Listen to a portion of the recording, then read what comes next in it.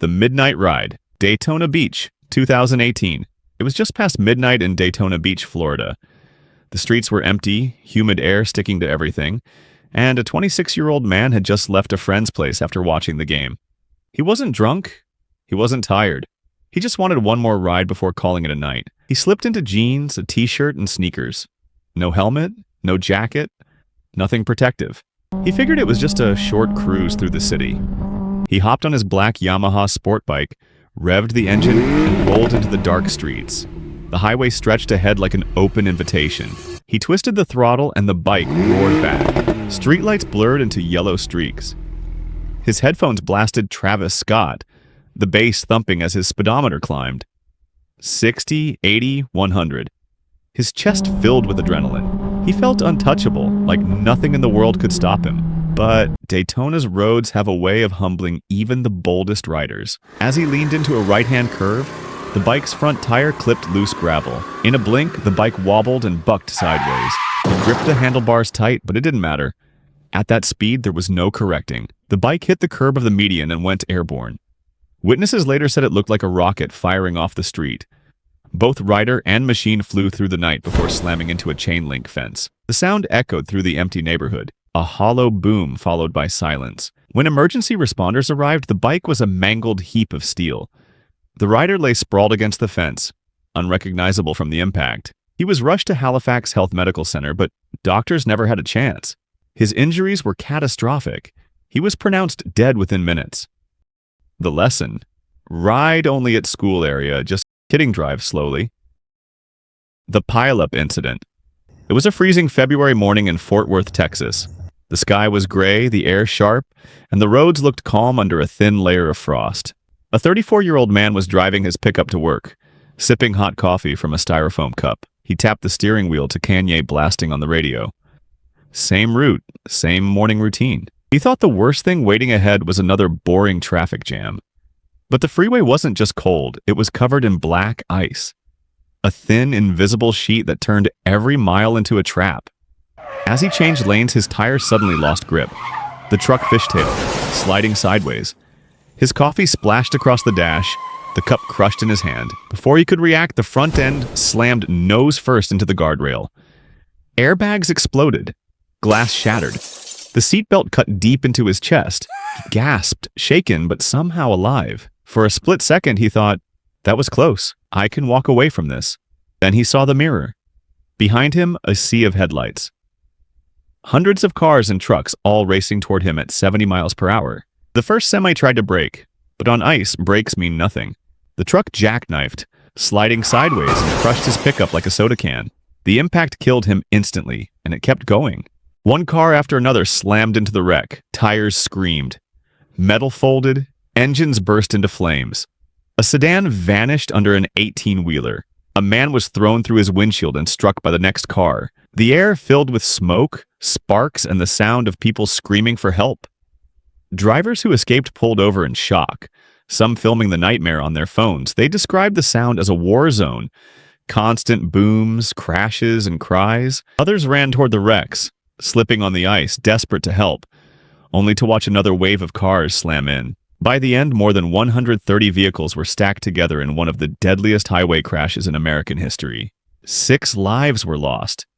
Dozens more were crushed, broken, and trapped in twisted steel. When firefighters finally reached the first pickup, they found the man pinned so tightly they said his body had to be peeled off the seat like melted cheese. The lesson? Don't listen to Kanye. The highway inferno. A 29-year-old guy had hopped on a long-distance bus in Minas Gerais, Brazil, scrolling through TikTok with his head resting against the cold window. Outside, the highway stretched into darkness. Inside, families whispered, kids dozed off, and the low hum of the engine carried them through the night. Behind them, a small sedan followed closely, and farther back, a massive double-trailer truck thundered down the BR-116, carrying tons of steel. It was late. The road slick from light rain, and every driver just wanted the night to end. Then, the sound. A sharp pop. The truck's front tire blew. In an instant, 40 tons of steel turned into a monster on ice skates. The driver fought the wheel, but the trailers whipped sideways, snapping across lanes like a giant tail. The bus driver never stood a chance. The truck slammed into the bus broadside. Windows imploded, metal crumpled. Bodies were thrown against seats. Our 29-year-old was launched forward, his phone flying from his hands, his head smashing against the seat in front of him. He was still alive. Until the fire started. Diesel poured like a river and sparks lit the night sky. Flames spread fast, swallowing the bus in minutes. People clawed at jammed windows, screams muffled by smoke. Some broke through glass with bare hands, blood mixing with ash while others were pinned, their seatbelts melting against their skin. Rescue crews later said it looked less like a highway and more like a war zone. Charred bodies fused to seats. The air stank of burned flesh. The sedan behind had rammed into the wreck. The driver crushed beneath his own dashboard. By the end, 39 people were dead. Families wiped out in seconds. Only a handful crawled out alive, coughing, burned, their lives scarred forever. James Dean's Little Bastard. James Dean wasn't just an actor. By 1955, he was a cultural icon. The face of rebel without a cause. Young, reckless, magnetic. But off-screen, his obsession wasn't only with fame. It was with speed.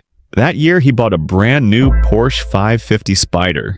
Sleek, silver, razor-thin. A machine built for the racetrack, not highways. Dean nicknamed it Little Bastard. The car had a reputation almost immediately. Friends warned him it was cursed.